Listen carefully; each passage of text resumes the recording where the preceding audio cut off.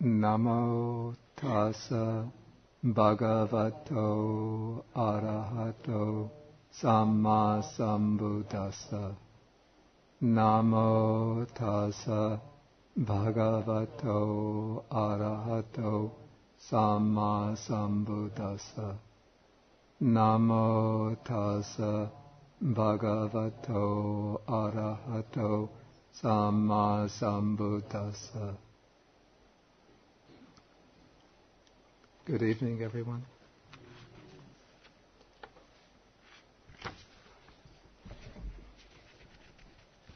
Okay, we have been studying the Sammaditthi Sutta. This is the discourse on right view, Sutta number 9 in the Majjhima Nikaya.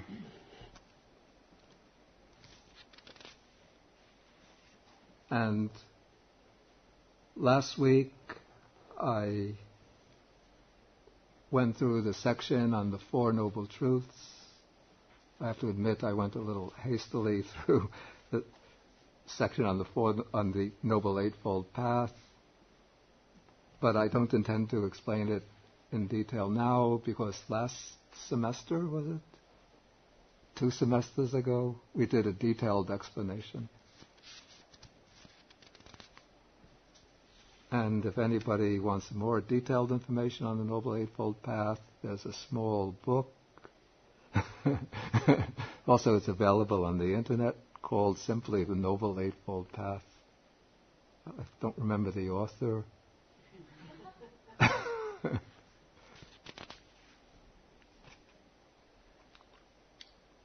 Okay, so now we come to the next section of the sutta.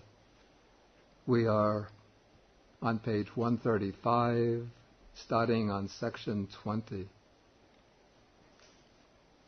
This will actually begin a section, or this section will begin a series which will take in couplets, the terms of the standard 12-fold formula of paticca samuppada, dependent origination, dependent arising. But the text doesn't even use the expression dependent origination because it doesn't lay out the whole formula all at once, but it just takes each pair of factors in their conditioning relationship.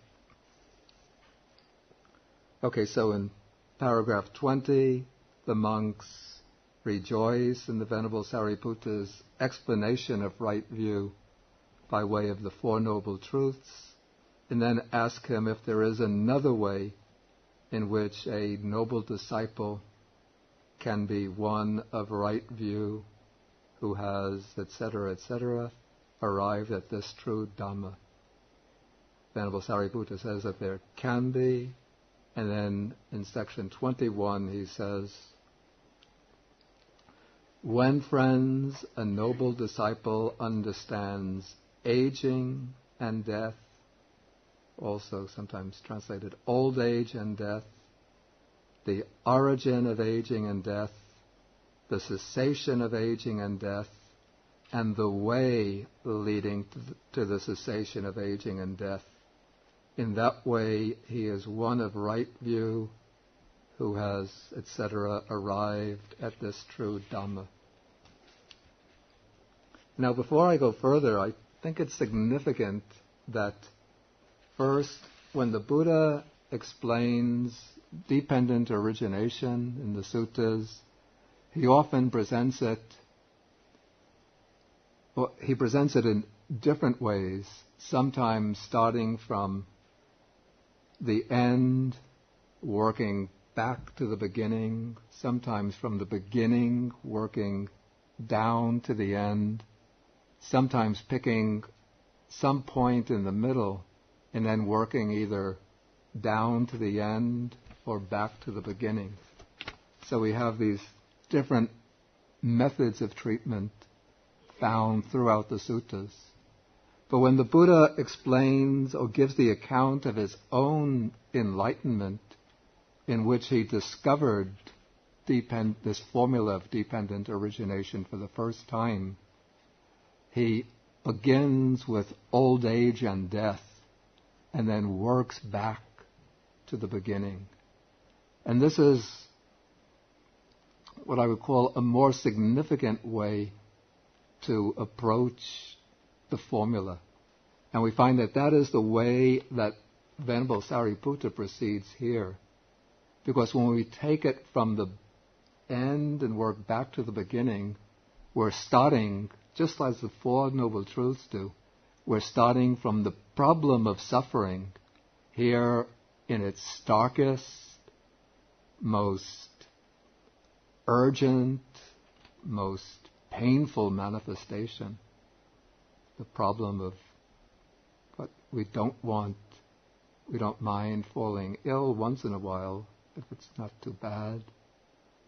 We don't mind the little bumps and discomforts of life, but what we don't want is to grow old and to die. So old age and death, that is in a sense, you can say, a crystallization of the whole problem of suffering, the fact of our mortality. And for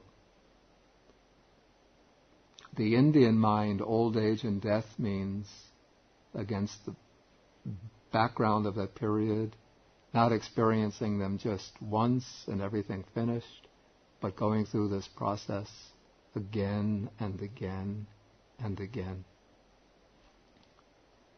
And so one begins with aging and death, and one embarks upon an investigation, an exploration. One sutta in the Samyutta Nikaya uses the expression sammasana, which I like to translate as exploration, exploring what is the conditions for each of these factors. And so one is now going back and investigating from what does this arise, how does this come to be. When one goes from the beginning, from the first factor down to the end, that is in a sense an explanation from the standpoint of one who has completely already discovered the chain of conditionality, the chain of causation.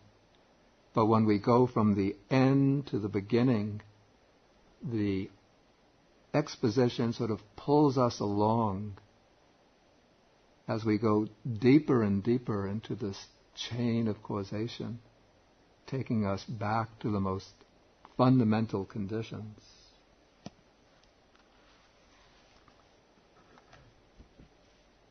Okay, and so we start with aging and death.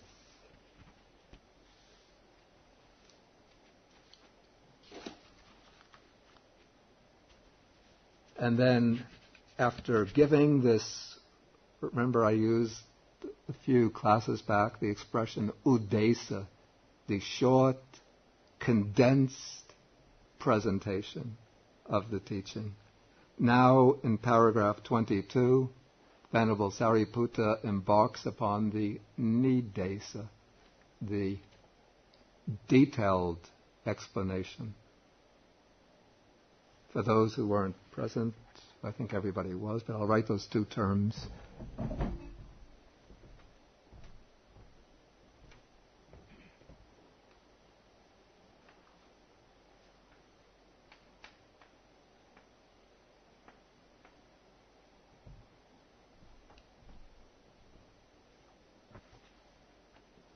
Okay, so now to explain the terms of the udesa, the short presentation, Sariputta starts with these questions. What is aging and death?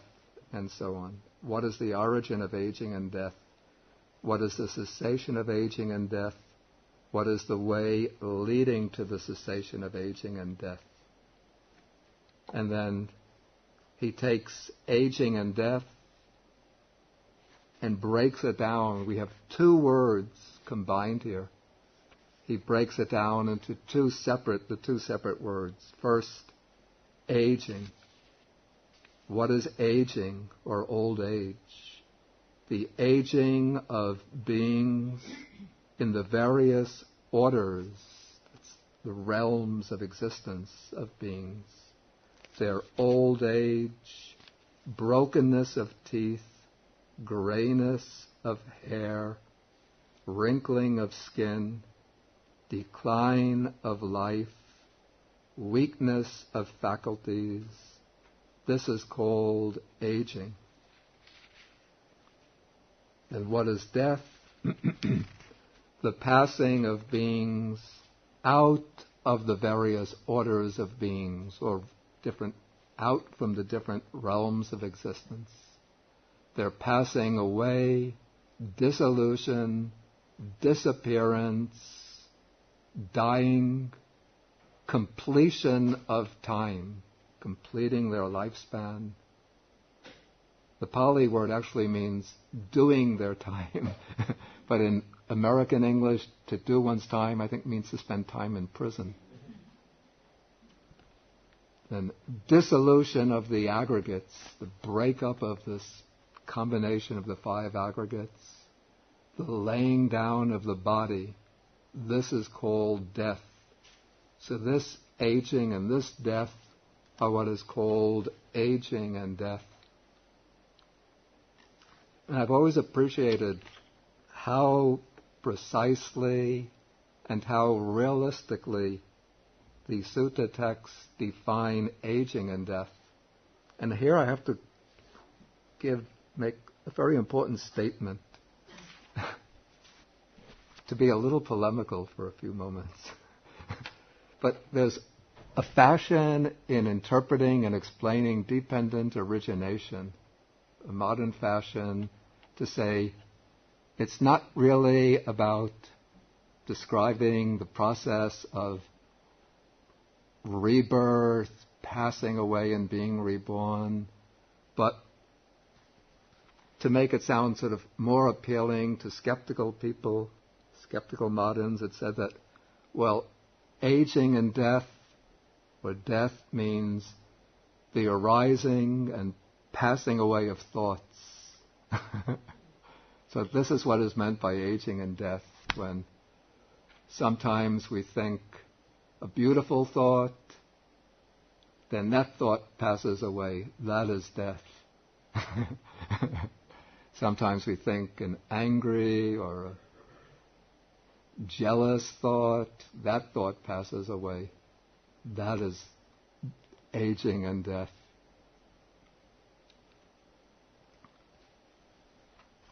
And then sometimes it's said, also this applies to birth. I haven't yet come to the definition of birth, but in this fashion of interpreting dependent origination, so what is birth? Birth is the arising of a particular type of thought, and death is the passing away of that thought. So when you think, for example, a generous thought, a very noble thought, that's being reborn in the heavens. And then when you think an angry, wrathful thought, or a jealous thought, or an angry, wrathful thought, that's being reborn in hell. And when you think a stingy, selfish thought, that's being reborn as a gui, as a hungry ghost. When you think a very just greedy thought for food or sex, that's being reborn as an animal. But and then when those thoughts pass away, that is death. But if you look at the texts give very exact, very literal explanations of aging and death. And what's characteristic of the suttas, the Nikayas, is that when the Buddha is speaking about using a term metaphorically or in the context of a simile, at the end of his statement, he will indicate that he's using that term metaphorically or as part of a simile. He will say, when I refer to, for example, the simile of the herd of deer, what is the herd of deer? That is a designation for sentient beings. What is the dangerous swamp, that is a simile or a designation for sense pleasures.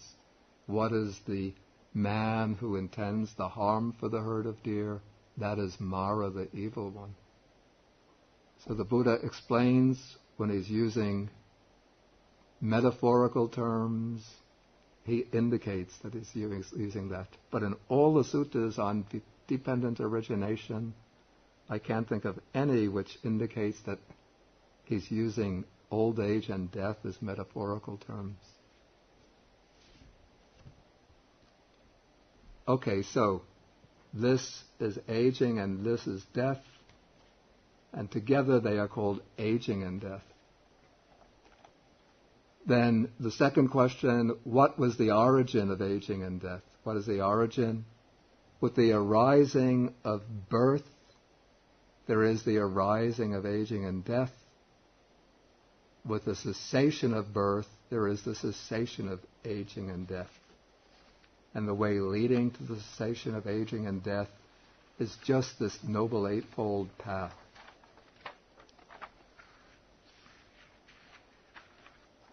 Okay, so we have birth here set out as the condition, the cause for the occurrence of aging and death. So if we ask, why do we undergo death? On a death certificate, there's a space which says cause of death. We'll say cause of death, heart failure. Cause of death, lung cancer. Cause of death, automobile accident. Cause of death, sclerosis of the liver, whatever. But there should really be two spaces for the cause of death. One you call accidental cause of death, the other necessary, essential cause of death for everybody. That the coroner doesn't have to write with his own ink, but it could just be printed on every death certificate. Essential cause of death, birth.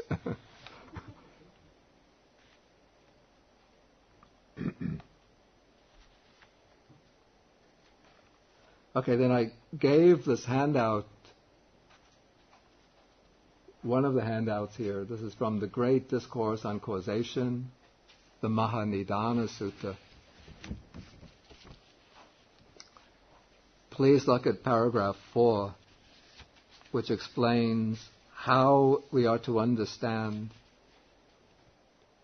that birth is the condition for aging and death.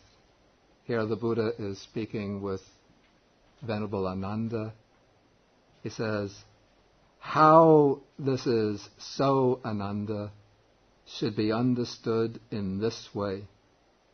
If there were absolutely and utterly no birth of any kind anywhere, that is, no birth of gods, of devas, into the state of gods, no birth of celestials, I think these are Gandhabas, the Gandharvas, into the state of the celestials, no birth of the spirits, these are the yakshas, into the state of the yakshas, of the demons, into the state of the demons, those are the bhutas, of human beings, quadrupeds, winged creatures like birds and bats, and reptiles, each into their own state. If there were no birth of beings of any sort into any state, then in the complete absence of birth, with the cessation of birth, would aging and death be discerned. And Venerable Ananda says, no he tang bhante, certainly not, Venerable Sir. And so the Buddha says, therefore, Ananda, this is the cause, the source, the origin, and condition for aging and death, namely birth. Okay, so this makes it very clear if there was any doubt at all, but this shows very graphically, in a very extended way, giving a little survey of all the different states of existence, or types of beings into which one could be born. When the sutta that we just read reads about we didn't come to birth yet. But this takes all the different types of birth, and it makes it clear that if there were no birth of any kind anywhere, then there could not be any aging and death anywhere of any kind. And so for this reason, we can know that birth is the cause or condition for aging and death. And then the way to end aging and death is the Noble Eightfold Path. When cultivating that, one makes an end to the process of rebirths, one makes an end to birth, and thereby puts an end to aging and death. So when one understands this much, then one is of right view.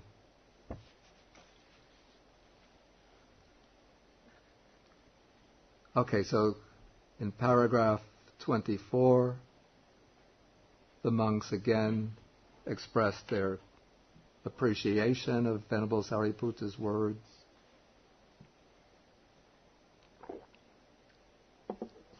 And then they ask him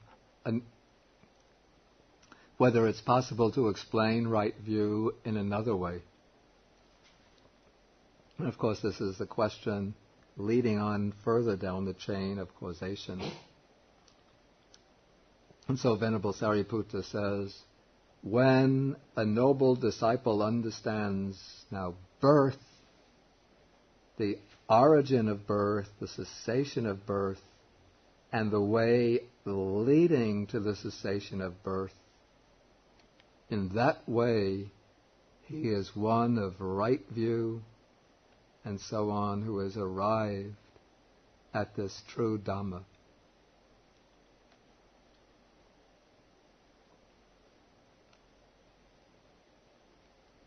Okay, that's the brief statement, and now we come to the elaboration. Okay, what is birth? What is the origin of birth? What is the cessation of birth? And what is the way leading to the cessation of birth? Okay, birth, here comes the definition, the birth of beings in the various orders of beings. And in the statement, the definition from the Great Discourse on Causation, we went through these different orders of beings. Their coming to birth, their precipitation, or better, descent into the womb, their generation, the manifestation of the aggregates, obtaining the basis for contact. This is called birth. And with the arising of being, or now I prefer existence, there is the arising of birth. With the cessation of being or existence, there is the cessation of birth. And the way leading to the cessation of birth is just this Noble Eightfold Path, from right view to right concentration.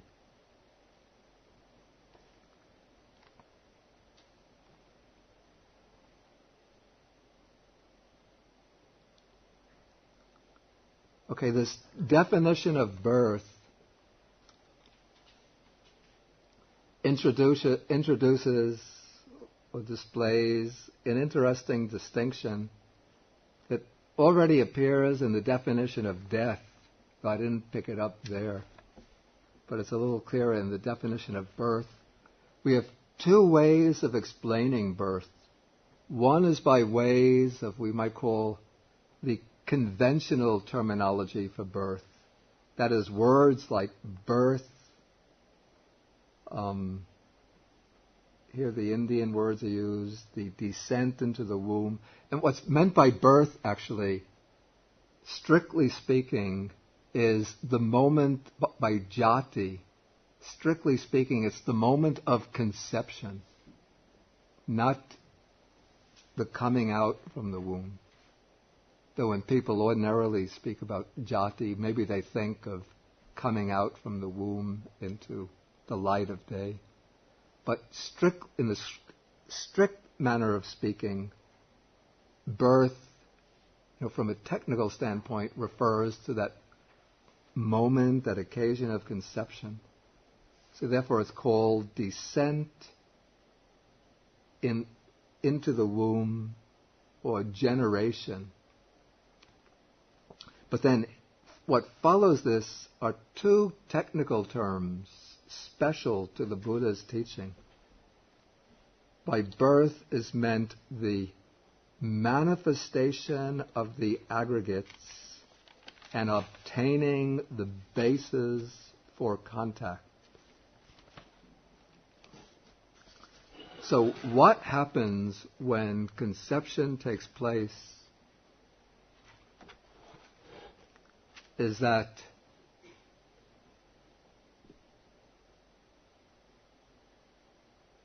when we look at it externally, we think just of an egg being fertilized by a sperm cell.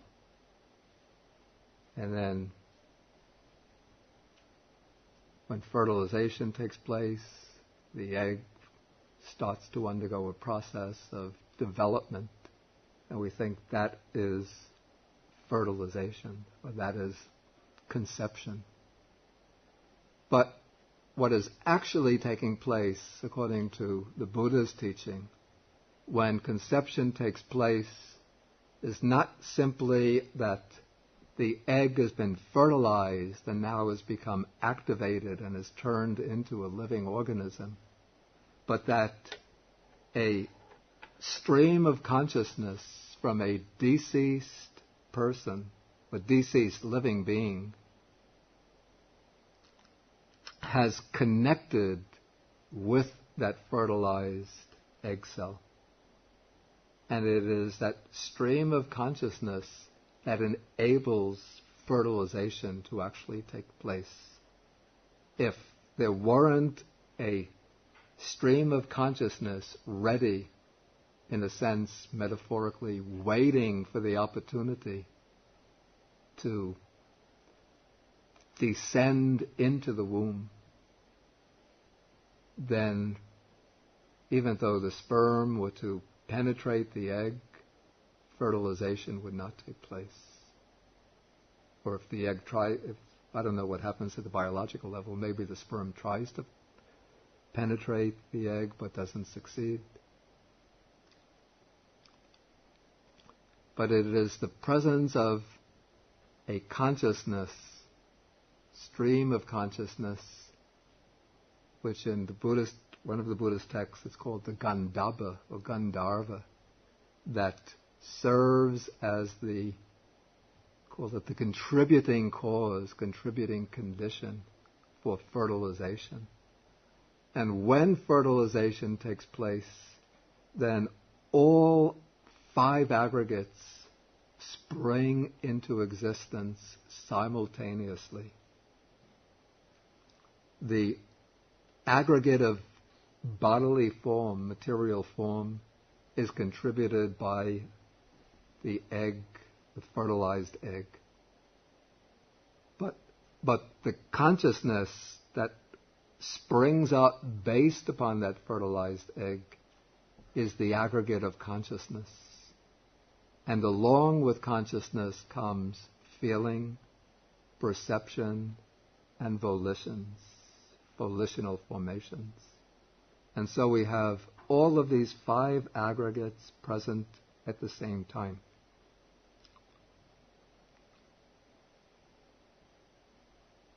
And then even though the functioning of the mind or consciousness, it's very, very rudimentary at the very moment of conception, but it inherits all of the, say, the accumulated experience, all the accumulated impressions, the whole bank of memories and dispositions and tendencies of the deceased being, and of the lives and lives and lives beyond that, going back through beginningless time. All of those just pass into that one occasion of consciousness which springs up at the moment of conception. And that is birth, the manifestation of the aggregates. It is also called the obtaining of the bases for contact. What are these bases for contact? They're called pasayatana.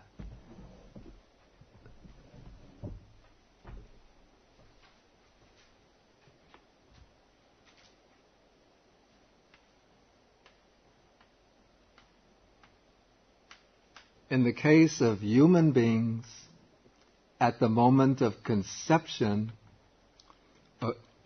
first, altogether there are 6 bases for contact.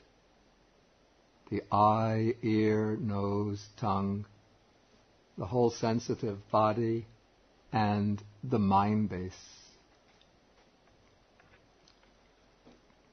Now in the case of, assume the devas, the heavenly beings, certain other types of beings, perhaps the hell beings, I would assume. When they are born, all 6 bases for contact come into being simultaneously, because those beings are reborn by spontaneous birth. I think they are. At least most of the devas are. There might be a few exceptions, I'm not sure.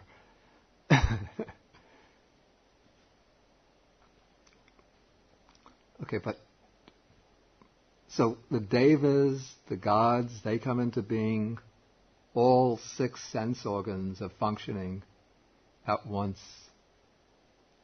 But in the case of human beings, at the moment of conception, only 2 bases come into existence or are obtained at the moment of conception. What are these 2 bases? Any guess?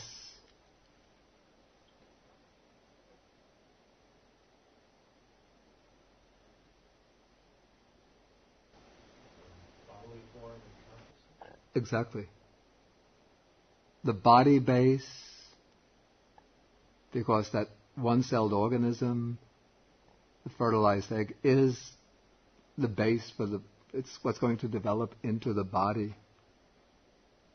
And the mind base, which is the consciousness itself, is what functions as the mind base.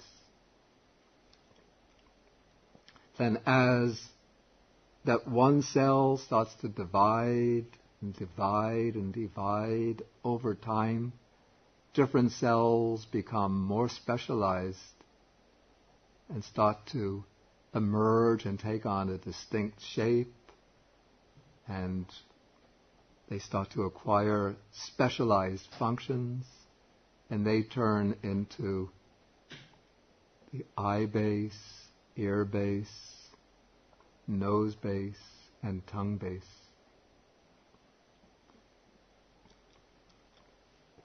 And by the way, the ear base is not this thing that can be wiggled here, but it is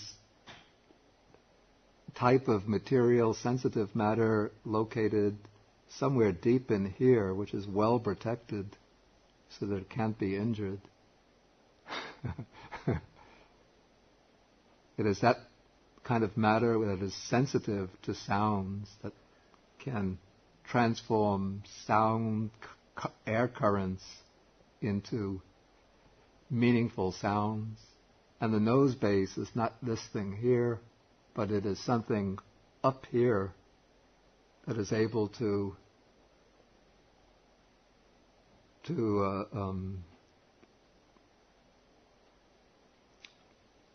perceive smells, or to serve as a base for the perception of smells, of sense.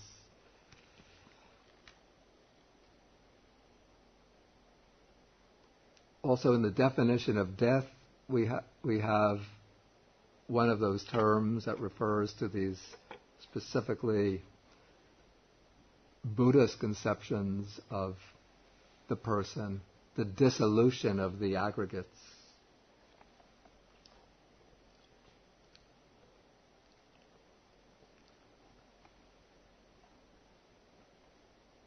Okay, so this is birth, and we have the arising of being or existence. Through the arising of existence, there is the arising of birth.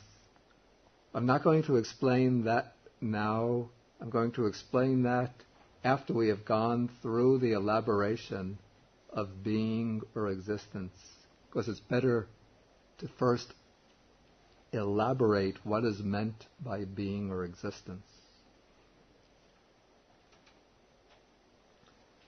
So we'll just pass on from the section on birth.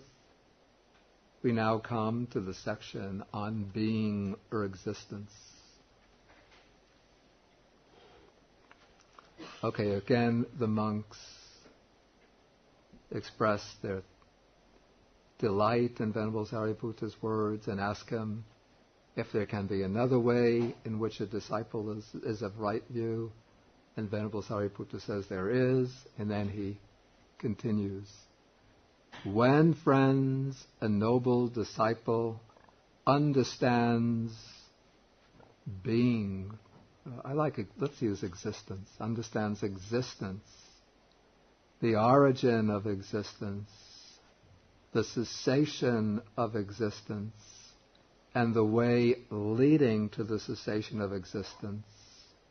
In that way, he is one of right view who has, etc., arrived at this true Dhamma.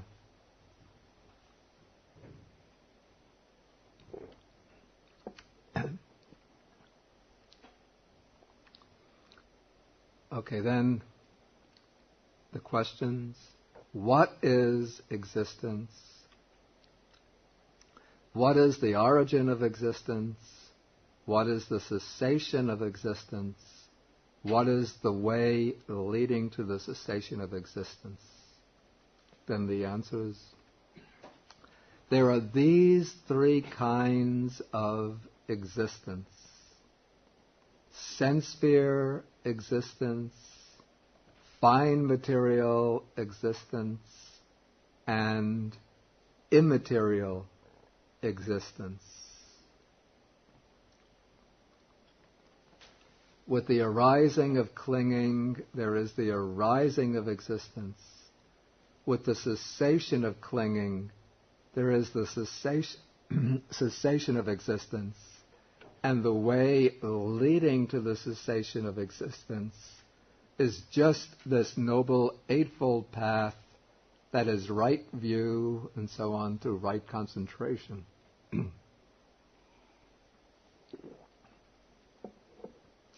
Okay, what are these three kinds of existence?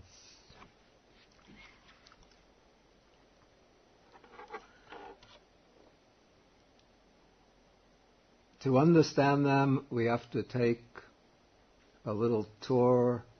I've given this tour before, I think, but I always enjoy giving it again, especially since it might be a year or so since I gave it. And there are tour guides. I think at Zhuangyan Monastery you have tour guides who give the tour every weekend or a few times a week, so it doesn't hurt if I give it once a year.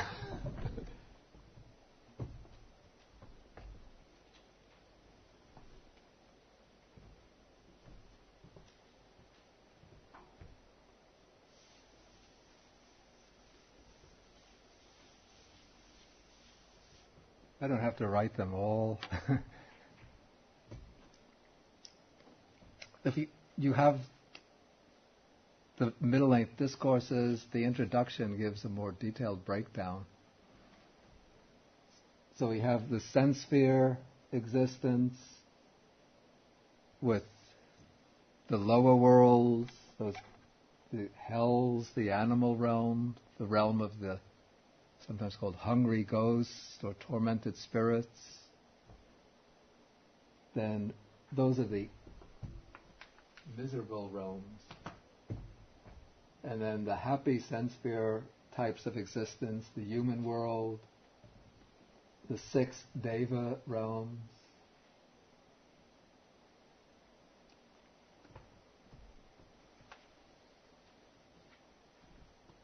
Okay, the sense sphere realm has a barrier above it that one can't break through by ordinary states of consciousness. If one is very good, very virtuous, very generous, very loving, still one cannot break through the sense sphere heavenly realms to go to the divine or super divine worlds above, the worlds that belong to the fine material sphere of existence, the realms of subtle form. To go into those, to be reborn in those realms of existence, one has to develop the jhanas, the meditative absorptions.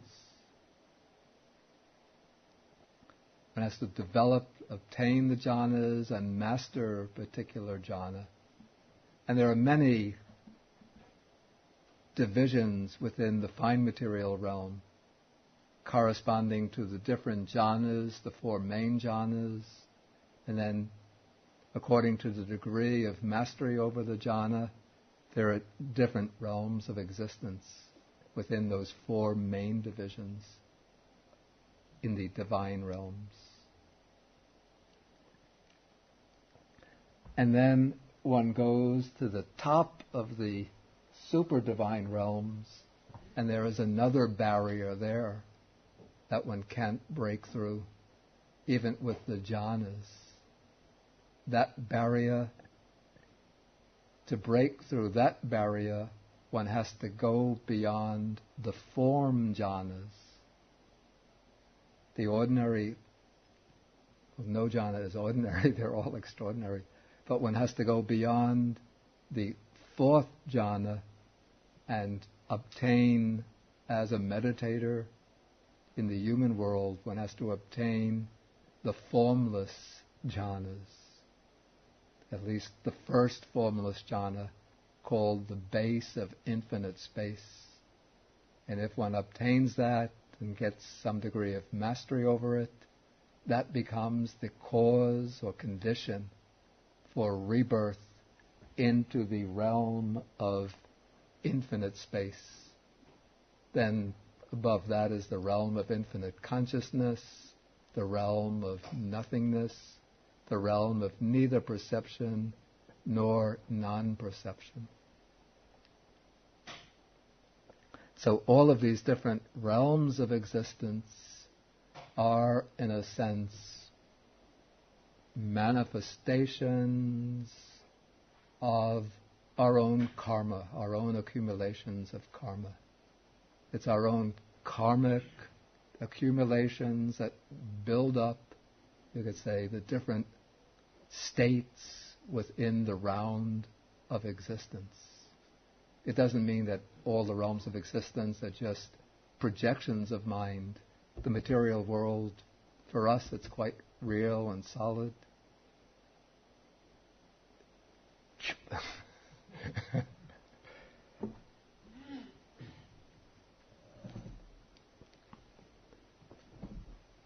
But the reason why we are living in this physical world in which we are now is because we created in an earlier life the karma that brought us to the human realm. If we create the karma of a hell being, of an animal.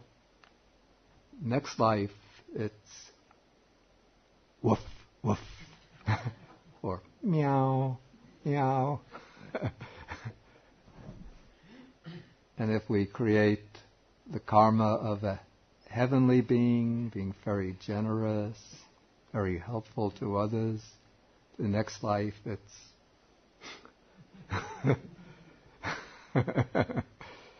very beautiful and wonderful world will manifest before us. Not this dreary, painful, miserable human realm in which we are now.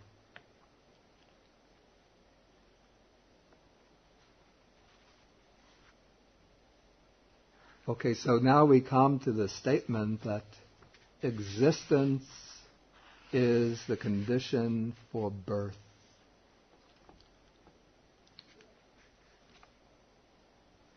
Now, the way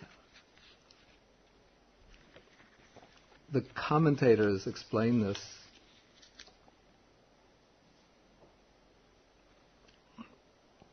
they say that this is something of a puzzle, that because if we take existence in the sense in which I just explained it, it becomes a little bit of a puzzle how existence itself is a condition for birth. It just seems that the states of existence are there. They are like, you could say that the different rooms of this corridor are the conditions for the different classes to take place. Say if there is a lecture in the lecture hall, a discussion in Chinese in classroom 1, a Pali class in classroom 2, then we could say these classrooms, the lecture hall, are the conditions for those classes and lectures to take place. But that doesn't seem to be saying anything very significant. Just that there are these spaces there for these classes to take place. Okay, the way the commentators explain existence here, they say that what is meant by existence is not the state of being into which one is reborn, but rather the karmic force that leads to rebirth into these particular realms of existence. So what's meant by sense sphere existence is not these realms of existence themselves, but the karma that leads to existence that leads to existence in those states of existence. By fine material existence is not meant the divine realms, the super divine realms themselves, but the karma, that is the jhanic attainments that lead to rebirth into those realms. And by immaterial existence, or formless existence, is not meant the formless realms themselves, but the states of consciousness, or the attainments, the meditative attainments that lead to rebirth into the formless states of existence. I haven't found a really explicit explanation of existence quite in that way in the suttas, but there's one little sutta in the Anguttara Nikaya which seems to give some support to this idea. I had that distributed as a handout. Here again, it's the Buddha speaking to Venerable Ananda. It's actually Venerable Ananda comes to the Buddha with the question. Here it's the same word translated as becoming. Don't be confused. It's the same word, bhava. B-H-A-V-A. Bhava. Okay, one speaks, Lord, of becoming, or existence. How does existence take place? Then the Buddha says, if, Ananda, there were no karma ripening in the sense sphere realm, would there appear any sense sphere existence? Surely not, Lord. Therefore, Ananda, karma is the field, consciousness is the seed, and craving is the moisture for the consciousness of beings hindered by ignorance and fettered by craving to become established in a lower realm. By the lower realm is meant the sense sphere realm of existence. Thus there is future re-becoming. Here the text uses the expression ayating punabhavapi nibbati, the manifestation of new existence in the future. Okay, then if there were no karma ripening in the form realm, would there appear any form sphere existence? Surely not, Lord. Therefore, Ananda, karma is the field, consciousness the seed, and so on, for the consciousness of beings to become established in an intermediate realm. The intermediate realm is the form realm, or one of those divine realms making up the form realm. If there were no karma ripening in the formless realm, the immaterial realm, would there appear any formless sphere becoming, any formless sphere existence, immaterial existence? Surely not, Lord. Therefore, Ananda, karma is the field, consciousness the seed, and so on, for the consciousness of beings to become established in a lofty realm, a high realm. Thus there is re-becoming in the future. Thus there is the manifestation of future new existence. It is in this way, Ananda, that there is existence.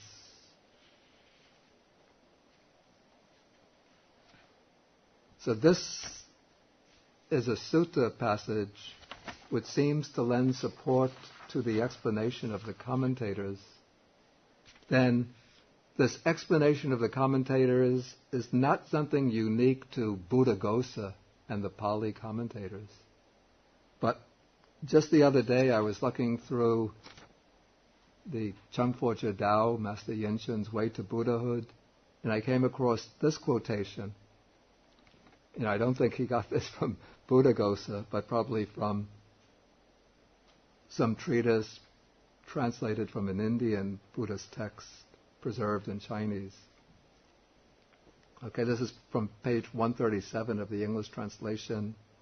The existence described in dependent origination is not the existence, that means existence in this sense, of the present life, but the karmic force that brings about future life, and it can be described as the potential for future life.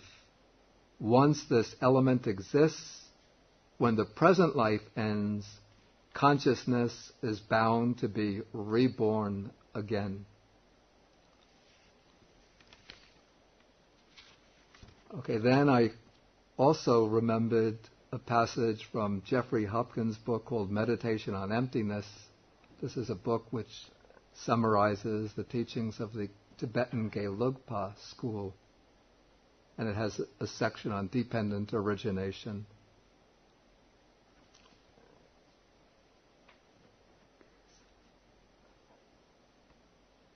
Okay, Jeffrey Hopkins says, existence, this is the same term, is a case of giving the name of the effect to the cause, for it is the potency established by action or karma, nourished by attachment and grasping, that has become empowered to develop into the next life.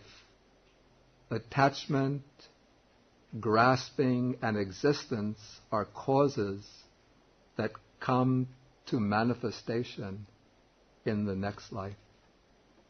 So from these texts from all three traditions, Southern Theravada, Chinese Mahayana, actually reflecting an Indian, probably an early Indian text, maybe it's the Abhidharma Kosha that Master Yinchen is referring to, and the meditation on emptiness, perhaps a late Indian Mahayana text. They all interpret bhava, existence, in the same way.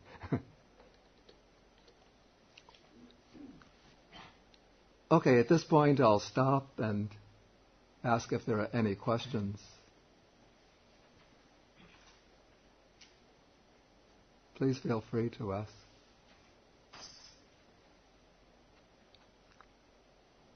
David? Yes, Bhante. The realms of existence, does karma actually create the realms of existence? Or? I wouldn't say that karma creates them.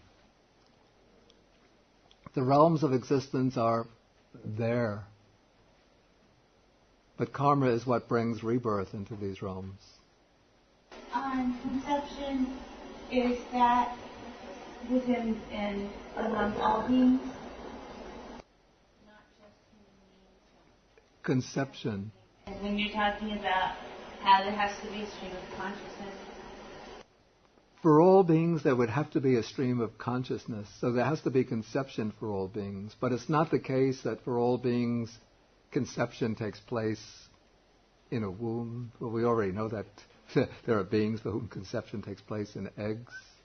But there are other beings, as I mentioned, that we don't ordinarily see, that are reborn by what is called spontaneous birth. That means that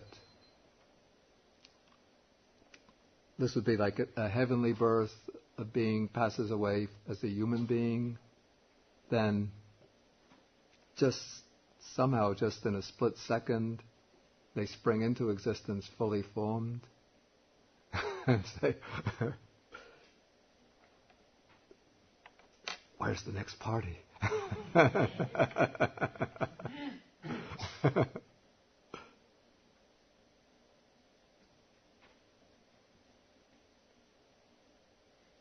George? I had heard of the notion of dependent origination as applying to states of mind or thoughts associated with Buddha Gosa. With Buddha Gosa? Is that did he originate that interpretation? The idea of dependent origination applying to his thoughts. No, I think Buddha Gosa is an exponent of what we call the traditional interpretation. It's a almost contemporary teacher, a late Ajahn Buddhadasa. Buddhadasa. Yeah. From Thailand. He is one who developed, I don't want to be singling anybody out, but yeah, I've seen him give an explanation of this idea of birth, is it birth, as meaning the arising of a particular type of thought. And then he said that if one interprets birth in the suttas literally, then one doesn't really understand the correct method for interpreting the suttas. One shouldn't interpret the suttas literally. But when the suttas speak about birth, that's just a metaphor for the arising of particular types of thoughts. And so if one thinks good, noble thoughts, that's a rebirth in heaven. If one thinks angry, hateful thoughts, that's a rebirth in hell. But if you see the way the sutta explains birth, it's rather difficult to apply that to a thought. Yeah. May I ask? Of course, yeah. On the same topic, Bhante, if we take that explanation of birth and all that and death here, Yeah. we have some problems, for example, with the Arya Paramesana Sutta, where it's applied to gold and silver. And also I wanted to say that, to my knowledge, the idea of using Paticca for mind moments is already found in the Vibhanga, That is so. which is the very early Abhidhamma that we have. Yeah. I think it is possible to see it as complementary to the three lives. Yeah, that is a good point. Except that when the Vibhanga speaks about dependent origination as applying to single mind moments, it is not using birth, old age, and death in the same sense in which it's used in the suttas. And I think if we look at the Vibhanga together, you'll see that it explains old age and death in a different way than it's defined in the suttas. It doesn't explain it in the same way. There was quite a distinct difference in the definition of, it might not even use the words old age and death in relation to when it applies dependent origination to single mind moments. It might have been different terms used. Yeah. And as applying to gold and silver, of course, in this, you wouldn't take all of the terms of this definition. Here one needs a little flexibility. But gold and silver does deteriorate, and I don't know if it perishes, because gold is said to be. I'm not sharing the life interpretation. I think it's very valid and it's an important point that you're making there. Yeah. I'm just saying I think there's a little more space for seeing this other thing as a complementary. Definitely so. Definitely there's... Definitely there's a way to apply it to individual mind moments. But I think that's a different way of understanding it than the 12 factors, the 12-factored series mentioned in the suttas. And I think the danger comes, what I wanted to correct is the tendency to explain away the method, the terms in the suttas in a way, to explain that sequence in a way that denies that they apply to different lifetimes.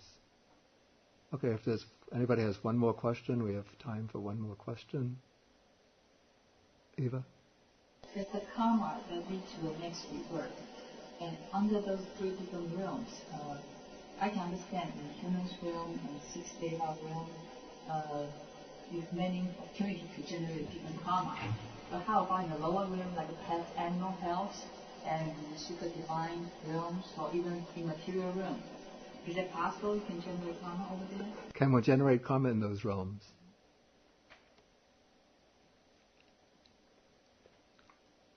I think so.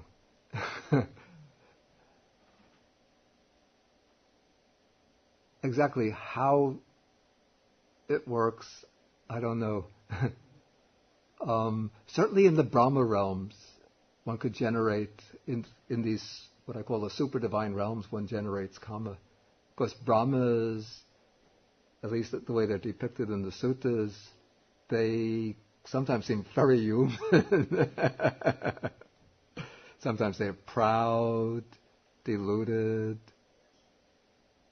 sometimes very humble, respectful. So they definitely generate karma. And even the formless realm, I don't know how it would happen, since they don't have any bodies. But, I mean, this is treated in the Abhidhamma, that they have states of consciousness, and those states of consciousness generate karma. They can have attachment to their meditative experiences, and then that would be an unwholesome state of consciousness, an unwholesome karma. I think in the formless realm it said states of anger or hatred don't arise, since they don't have perception of other beings there, so they're okay, then we have to stop now.